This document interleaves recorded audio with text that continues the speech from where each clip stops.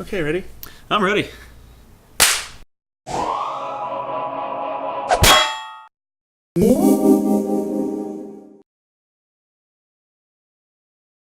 Hello, Internet. Hey, everybody. Welcome to another Crowbar Highfive podcast. Yep, We're on a couch this time. we're on a couch. We're on my couch because I've only got this apartment for about another month. And then I think it's going to be my couch. It's going to be your couch because I'm moving back home to Michigan. Couch get! Couch obtained. We ended up talking about this when we said we weren't going to talk about this. Oh, well, we're gonna touch on it real quick. I'm moving out of California and moving back to Michigan to go back to school. Long story short, nothing on the channel-wise is going to change. It's pretty much going to stay the same. Couple little modifications here, but beyond that, same thing. All you have to do is keep watching and it'll all be awesome. Speaking of our channel, if you haven't been able to see some of our more recent content, we've got a Guns of Icarus video up. We learn how to be sky pirates. That's pretty sweet. And there's also a new challenge accepted by GuyBen13, who's one of our YouTube viewers, and it's in XCOM Enemy Unknown. Another crazy episode of that. So go check those out. I'm going to put some annotations somewhere around here where you can go check those out. Right. Okay, it's going to be right there. That'd be like an idea popped out of my head. if you have the same idea Booms has, I was thinking it. You should do it. you should go watch it. It'll open in a new window, so you can save it, come back here, and then watch it later. So also, you should be keeping your eye open for more Saints Row the third episodes. I plan to be keeping those coming. We're trying to finish that series. Just a matter of finding time. Because we got to get ready for Saints Row 4. We want to do Saints Row 4 for you guys. As fun as Saints Row 3 has been for us, we think we kind of owe it to you to bring you that next installment. With I don't know how many superpowers. incarnations of this game they're going to do, but who knows? Maybe we'll see a Saints Row 5 somewhere down the road. Superpowers makes everything better. Superpowered President of the United States, man. So I guess we'll get to it when we get to it, but are we both going to be president with both superpowers? I don't know. We'll see. Maybe. Is that how the format works? Or I'm not sure. I don't even know if it's going to acknowledge that there's two people, because like Saints Row 3 doesn't quite acknowledge it. No, It's just like, oh, it's every person gets their individual cutscene. Yeah. So And we we'll see what happens.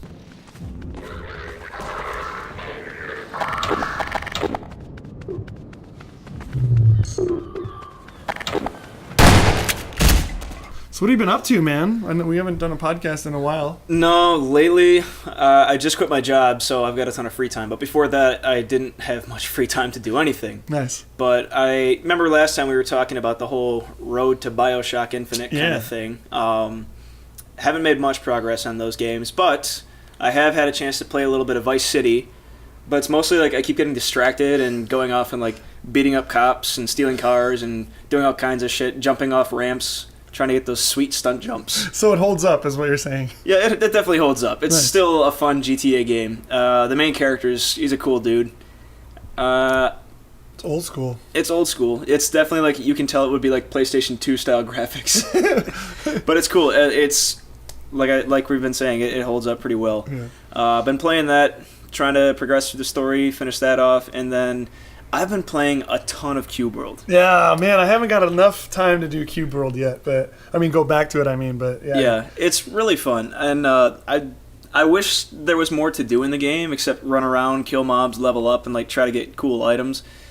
I mean, it's served its purpose for me for now. I mean, I've got quite a bit of play out of it. I've got a warrior at level 130, I think, that I've done all. Holy shit! All legitimately. I've leveled this character out completely legit. Haven't cheated or anything. Wow, yeah. I mean, there's unlimited levels, so you can just keep going and going and going and going and going. Yeah, well, like it's weird the way they do it. They got the leveling system where your character's level can be unlimited, but his power level goes only up to 100. But to reach power level of 100, I think you have to reach like level 1981. What? Yeah, for real. That's amazing. So that's quite the task ahead if you're trying to do that legitimately. And then there's a ton of people that went through, found a way to edit the ini files or whatever to just sort of give themselves levels and experience, and it's crazy. You did it legit. I did it legit. That's And I've also awesome. got a rogue at level 62, so Nice. I think my highest level character is like 12. I just haven't jumped into it in a while.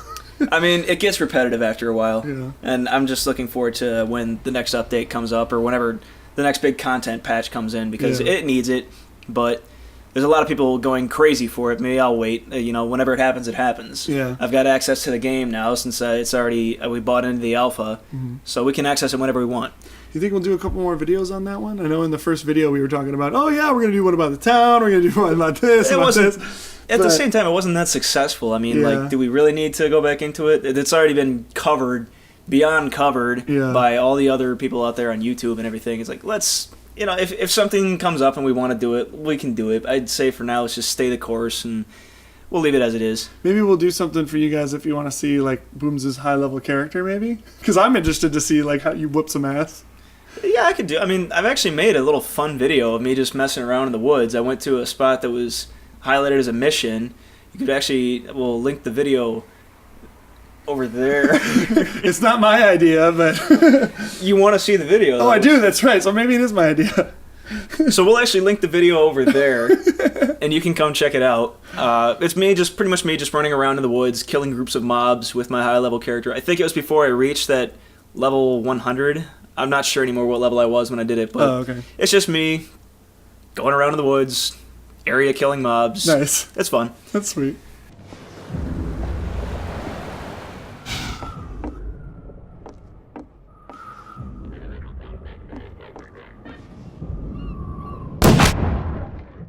Most recently, I got a Wii U. Nice. And I have the gamepad right here, just to show it off.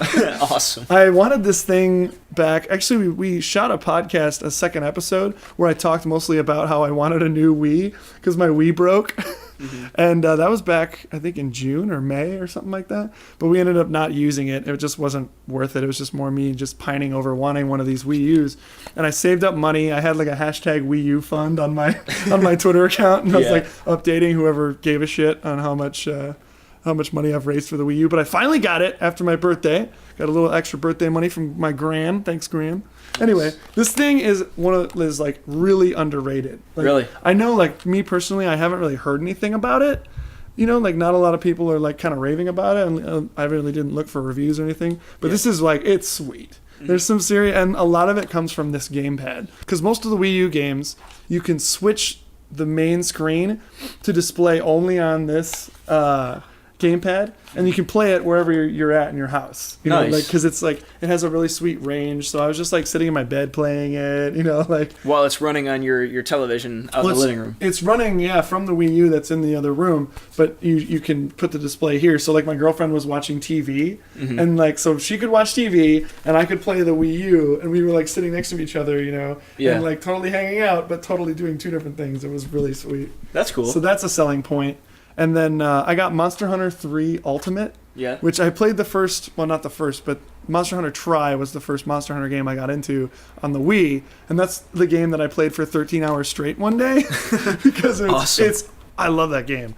But it's that game, like, 2.0, so it's like really awesome, and all of your shortcuts for like potions and different things are mapped to the controller, so it's a lot easier to, like, while you're fighting, you can just go, oh, potion, and your guy drinks it instead of having to cycle through your inventory and stuff like that. That's cool. So it streamlines it. Streamlines a lot of stuff. Yeah, it was really cool. Nice. And the thing that comes with it, Nintendo Land, has some really fun party games, and they're all 5-player, because you have one person with this, and you have 4 Wiimotes synced up to the Wii U. Because basically the Wii U is like, I mean, I guess people were like kind of like, well, why'd they just add a U at the end? Because it's basically the Wii 2.0. It's just super cool. I'm kind of gushing about this thing, but I just got it and it's awesome. Well, it looks neat. I mean, you've got me curious. I definitely want to check it out. And I mean, until now, I've been kind of holding out for the next Sony console to come out, because I had pretty much no interest whatsoever in the Xbox One when they did all that. All that DRM stuff and always online. And the back and forth of their announcements, right? Yeah, I don't know. I mean, I wasn't too interested in the next console generation to begin with at all. Yeah. And I'm still iffy about even just getting a PS4. Yeah. But I probably will eventually. But now you've got me real interested in this system. And it's just one of those things that, like, Nintendo NES was the first console I ever had. And it's like, I grew up with Nintendo. I had Nintendo NES. I had the Super NES. I had the Nintendo 64. Then I got a GameCube. Yeah. So, I've always had Nintendo consoles. I never got a Wii, though. And my brother had one, but he moved out and took that with him. So, I mean, I've pretty much grown up with Nintendo. Yeah, oh yeah.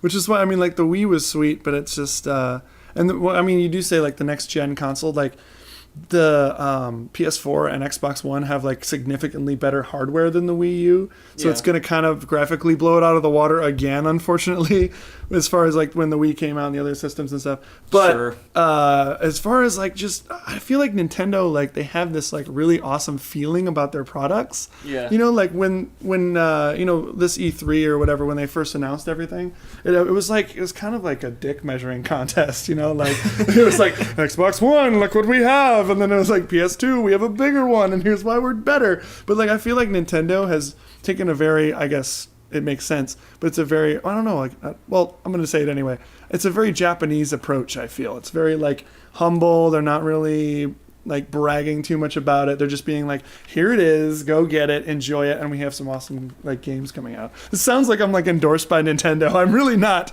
I just ominously like really liked what they're doing with the Wii U. So the thing is, when you said it's got some more powerful hardware, you have to look at it. You know, obviously it's going to be graphically better than next generation, but when do graphics matter? Right. Honestly. Yeah, people like it. It looks nice. It's great to have a game that looks fucking amazing graphic-wise, but look at the last gen. So yeah, there were some beautiful games, and now Nintendo Wii, I guess you could say, is probably caught up in that respect to like the last generation of graphics. yeah, it's finally HD now. But graphics don't alone make a game. No, yeah, that's They're definitely nice, true. but it's like icing on a cake. Yeah, like Thomas Was Alone for the PC.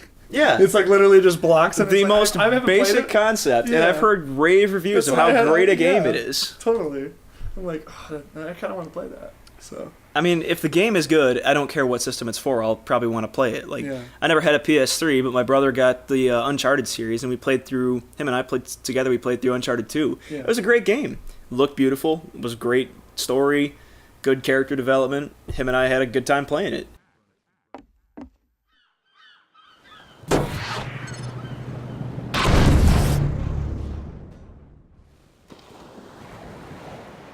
The Wii U, man, just soaking this thing up. It's been pretty awesome. You can download demo. A lot of it is catching up, like you said. You can download demos for other games and stuff like that. So The Wii U has an online connection now? there's actually a much bigger online presence. I mean, the Wii actually had online connection, but this one's more like Sort of meant to be connected. yeah, like always on, because it's like Xbox where you can see your friends who are online and stuff like that. That's cool. So yeah, they really have kind of caught up, but also done things just like really different and cool. I think Nintendo is pretty good at going in their own direction, and it usually turns out being really good. Yeah, so they may not be able to, I don't know. We'll see if they can hold their own as far as in the whole console wars and stuff like that. But they're doing fine, and I know like Nintendo is like huge in Japan still, so they always have those sales. Yeah. And I know like with the 3DS and stuff, they've really hit it big. So there was a dude that I was talking to that's like, oh man, they're going down, stuff like that. It's like, I don't think so. They'll find a way, like with this Wii U and the new games that are coming out this holiday season, to really keep themselves alive, I think. If there's one company I think that knows how to endure, I would say it's Nintendo. Yeah, so it makes me interested to see what the next gen for them is, because with the PS4 and the 360 or the Xbox One, which is the stupidest fucking name ever, but like when those two come out, give them a little while, maybe they'll come out with a new console. But for right now, they're doing okay with this one. So yeah. Oh, and I kind of think it actually beats out. You know, the Xbox One has that whole thing with the TV. How you can? Did you know about this? Mm-hmm. You can section the parts of your screen off. To like part of it watches TV while part of it watches plays your game on the Xbox One. Have you heard about that?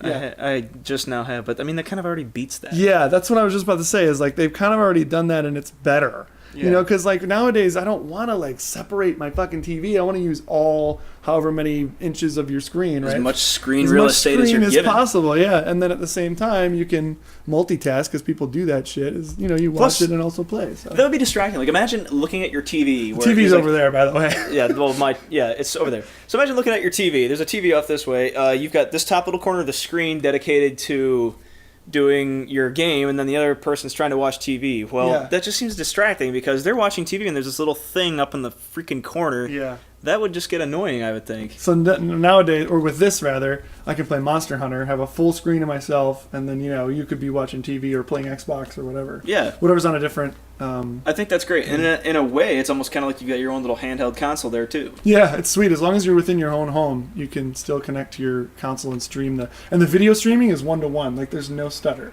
Really? Which makes it awesome for games like where you directly interact. Mm-hmm. Like there's a game where you have like a shuriken, a ninja star right here, and you have to throw it like this, and it leaves this screen and goes onto that screen. It's pretty rad. Whoa. So, but that's then neat. Also there's like a TV button, you can control your TV with this thing too.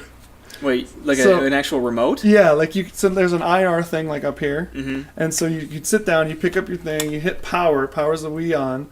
And then you hit the TV button, and you can hit power on the TV, and then turn the volume up or down, all that stuff. You can program that to be an actual remote. Yeah, it's That's pretty cool. Rad. Yeah, and I never heard about any of this stuff, and then I bring it out of the box, and I'm just like, it can do so much. It seems real convenient to even have that. Yeah, and then there's a camera here, so you can video chat with the Wii U. Nice. I didn't hear anything about that, and I looked on my thing. It's like, oh yeah, Wii U chat. I'm like, okay, cool. And then like part of the E3 conference for Xbox was like, we have Skype video, and it's like, I had no idea Nintendo had the same damn thing, but with their remote thingy where you can just hold it like this. Like, I don't know. Maybe I should stop gushing about this, but I'm really pumped up about this console. Well, now you kind of got me really wanting one. Yeah, and like after we record this podcast, we can play some games, and you can see how cool they are too. Sweet. I'm down. Sweet.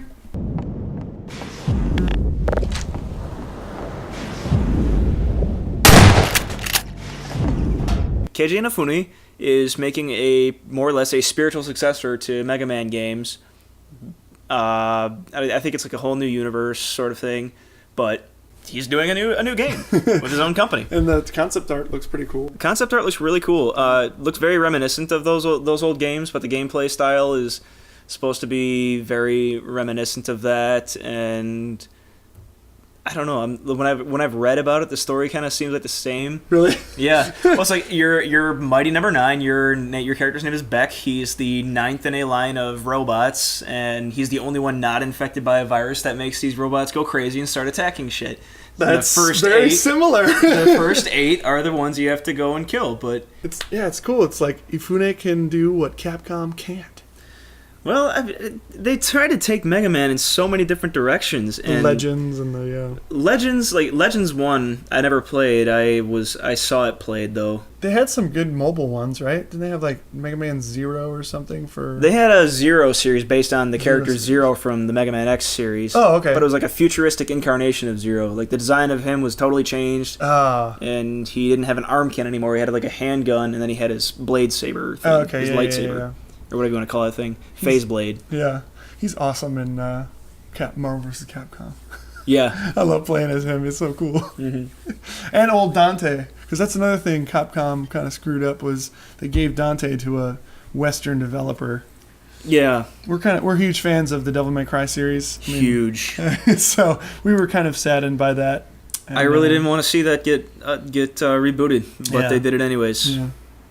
But I don't know, at this point there's nothing really worth crying about because what's done is done, and they've rebooted the series, and I don't know if we'll ever see a return of the original story. I have hope, though, because this one didn't, so to me, I don't know, I'd have to look up the actual figures, but it seemed to me like it didn't do as well as they thought it would. Yeah. And I know it was on Steam on sale very quickly, so I'm wondering like if it didn't quite sell as much as they wanted to, and plus like with games like Marvel vs. Capcom, there's another one for DS that's like a big mashup of all these different characters, and it's the old Dante. Like, oh, it is? Like the old school Devil May Cry 3 Dante or Devil May Cry 1? Yeah, the only DMC game the only game that incorporated Dante that actually used the new model is that Smash Brothers-esque game for the PS3. I can't remember. The PS3 All-Stars Battle Royale or whatever thing. Like that, I heard that didn't do so well either, but...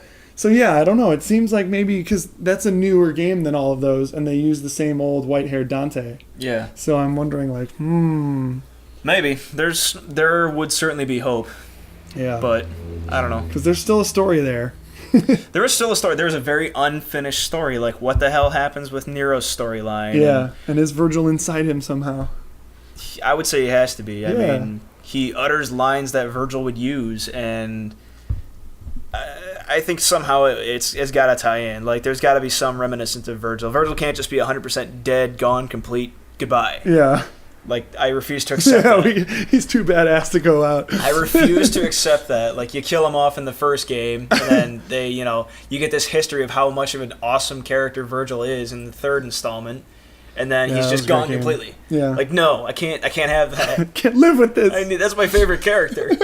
And then I was so excited when I still have to buy Ultimate Marvel vs. Capcom, because then they have Virgil come out. But fuck that. I remember that pissed you off. Fuck that. I remember that pissed you off because I looked it up. Like, the release date of the first Marvel vs. Capcom 3 was, February? Mm-hmm. And then the same freaking year, November, they released the Ultimate one with, like, all the DLC characters, plus characters you can't get. 6 months. 6 months apart. And I'm like, 6 dude, months. Booms, check it out. And you're like, I already bought the first one, right? Yeah, I bought it, and 2 months later, they released the Ultimate one. I was so pissed off. I was like, are you kidding me? Yeah. And they released it for $10 less than the original title, right? Mm-hmm. Yeah.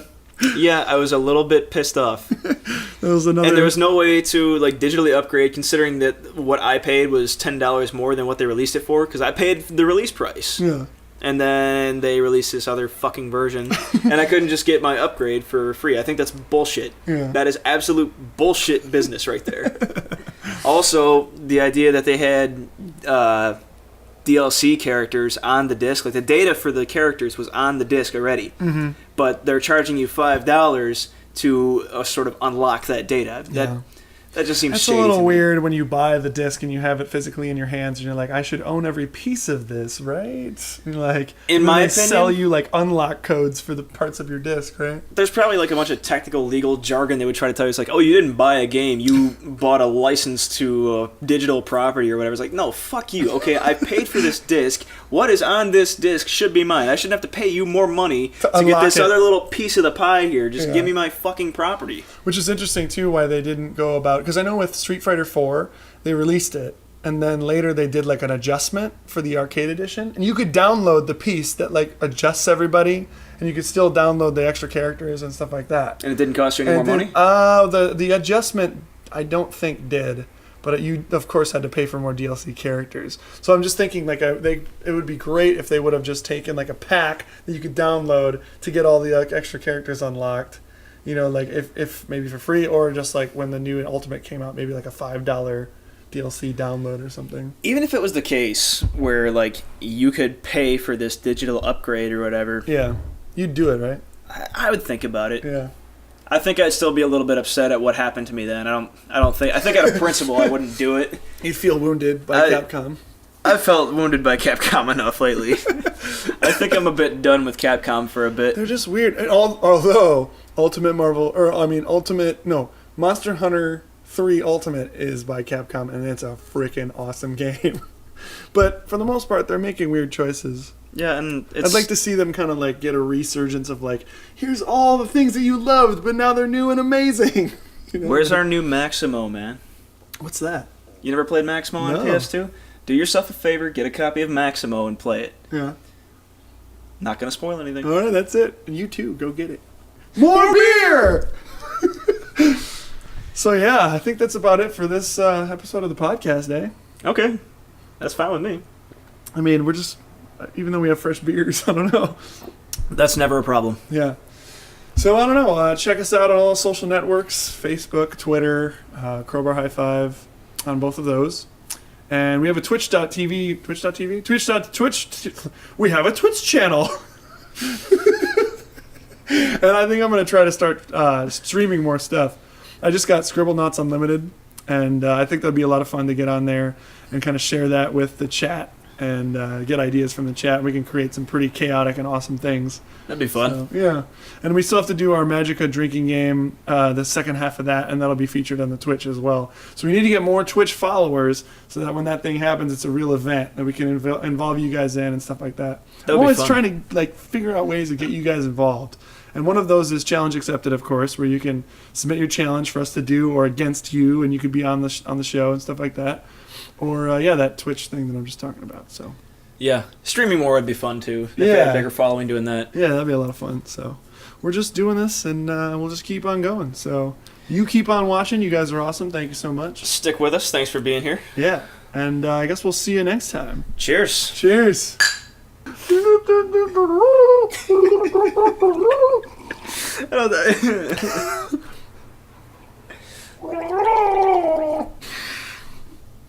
You just gargled beer. And it feels great.